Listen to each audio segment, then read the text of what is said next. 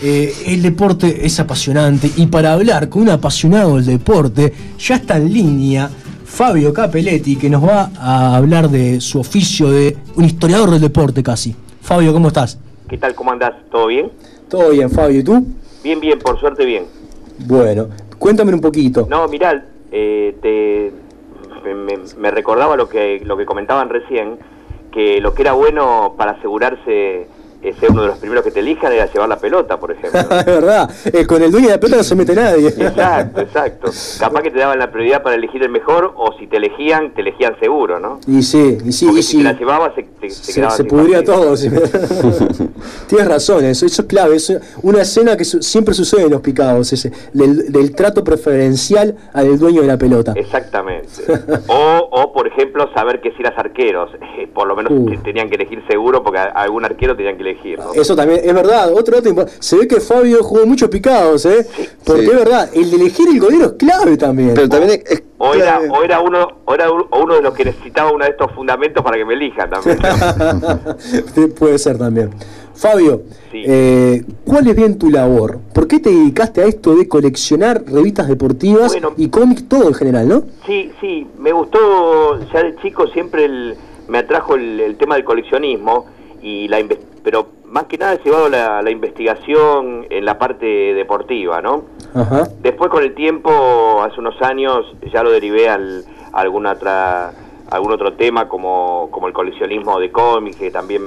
¿Coleccionas cómics también? Me tuve pero especialmente en un principio siempre fue por el tema del deporte, por eso me dediqué después al periodismo deportivo, pero especialmente en la parte de investigación, ya que yo tenía un archivo más o menos importante y bueno, y ahí me di cuenta que lo que me gustaba era eso, ¿no? Ajá. ¿Y dónde trabajaste? ¿En qué medio, Fabio? Bueno, mirá, yo estuve en el viejo tiempo argentino de la década del 80, ahí delata un poco mi edad, ¿no?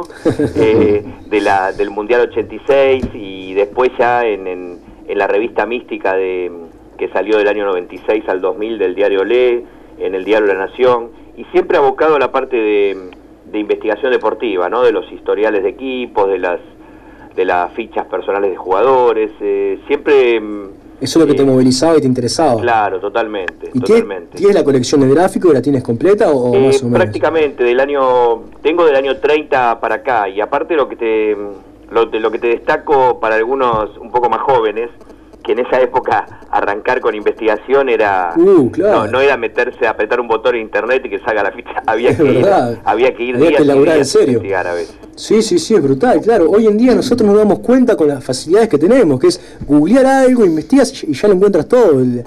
Antes era un trabajo totalmente muy complicado. No, eran carpetas y carpetas de hojas y buscar en otra carpeta algún otro año, cuántos goles hizo, cuántos partidos jugó. Claro. Hoy de repente le aprieta un botón a algún muchacho toda la información. Y tienes toda la información instante, exceso de información que ya tenemos hoy. Y totalmente. Siempre es bueno chequear, ¿no? Porque claro. Yo siempre digo que algún humano lo puso esa información en la computadora. Pero la rapidez es indudable que es otra cosa. Claro, pero además sí, sin dudas. Y Fabio, ¿y tú te dedicas ahora, vendes cómics? Sí, canjeo, vendo cómics y más que nada el canje y la compra-venta en la parte del coleccionismo, tanto de deporte como de cómics, ¿no? Y hay un espectro que uno más que nada se va enterando como en todo tema, ¿no? Cuando se empapa de eso, ¿no? Y cuando se va metiendo en el tema, que a veces no puedo creer lo que abarca esto, ¿no? Claro. Y la cantidad de gente que está metida en ese tema. Es un mundo aparte, ¿no? El del coleccionismo. Totalmente. Porque los coleccionistas, ¿qué edad tienen más o menos? Mirá, ¿hay jóvenes que coleccionan? En la parte de cómics es más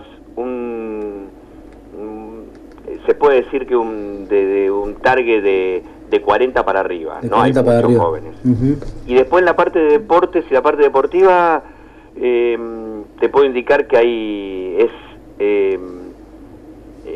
un espectro más amplio. Claro. Se puede encontrar jóvenes que están interesados en otras épocas aparte de la actualidad. Bien. En lo de cómics, especialmente en español, de superhéroes o la editorial Novaro, que es la más famosa, mexicana, después hay otras, ¿no? que llegaban acá en la década del 60 y 70, lo más famoso, Superman, Batman o los superhéroes, ¿no? Y que hoy todavía tienen proyectado a esta época, tienen mucho auge, y ni hablar en el cine, ¿no? Últimamente. Y Fabio, ¿cuánto puede valer un cómic, yo que sé, de 1935 de Superman o de cualquiera de esos que nombraste? Superman tenemos ya el Superman en inglés, del Detective Comics en Estados Unidos, tenemos la particularidad que empezó en 1938, el personaje.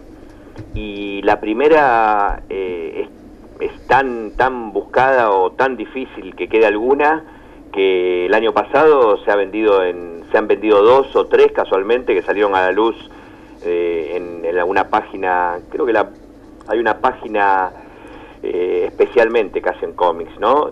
Como si fuera Mercado Libre. Y se ha vendido en más de $1 millón. ¿Más de $1 millón? No. El que encuentra en una biblioteca de algún abuelo o bisabuelo... ¿Te está salvado? Sí, totalmente. Como para hacer $1 millón. Prender el fuego de un asado una vez. Sí. Hay que tratar de no hacer el asado, porque vendiéndola puede hacer muchos asados. Muchos asados, para muchos amigos. Claro. Y en español ya baja mucho, ¿no? Por ejemplo, de la editorial Novaro, la que compró los derechos para editar en español estas cómics, ¿no? De Superman, de Batman y otros tantos títulos. Baja mucho, pero un número 1 de Superman o de Batman de la editorial no baja de cotizar. Depende mucho de la oferta y la demanda en el momento. Pero no baja hoy de $1.500 a $2.000, se puede cotizar. Y los cómics es lo que más vale entonces, ¿no? Y está, ¿quién hubiera sabido cuando uno era chico, a principios de los 70, que en ese momento la coleccionábamos y las manchábamos con café con leche, o las dibujábamos, y 30 años después, porque en ese momento era una cosa de chicos, hace 35, 40, 50 años, y los adultos se las tiraban, por ejemplo, después de un tiempo. Seguramente las hubieran guardado más que nosotros, si hubieran sabido que 30, 40 años después hubieran cotizado estos valores y hubieran tenido esta demanda, y tienen esta demanda, ¿no? Y el gráfico, que quizás que es la revista más conocida de deportes aquí, ¿cuánto puede valer un gráfico, el primer número de gráfico o alguno importante? No sé. Claro, sí, seguro. Sí, más que el primer número, que es casi inconseguible, y que se puede hablar de números que no tienen precio, porque data del 30 de mayo, apareció el 30 de mayo de 1919, ¿no? Hace más de 92 años. No se consigue por ningún lado ese. No, eso seguramente que en Parque Rivadavia o en Montevideo o donde salían no están. No, en algún parque Tristán Narvaja tampoco, ¿no? Si lo tienen, ya están todos avivados para publicarlos en internet.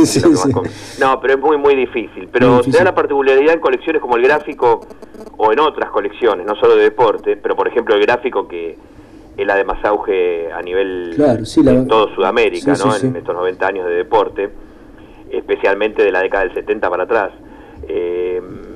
Y te digo que es se da la curiosidad que, por ejemplo, no sé, el número 652 de 1932 cotiza mucho más que el número 300. ¿Ah, sí? ¿Y por qué? ¿Qué pasa el número de ese 652? Y 652 y 653, por ejemplo, está el primer campeón del profesionalismo de Argentina,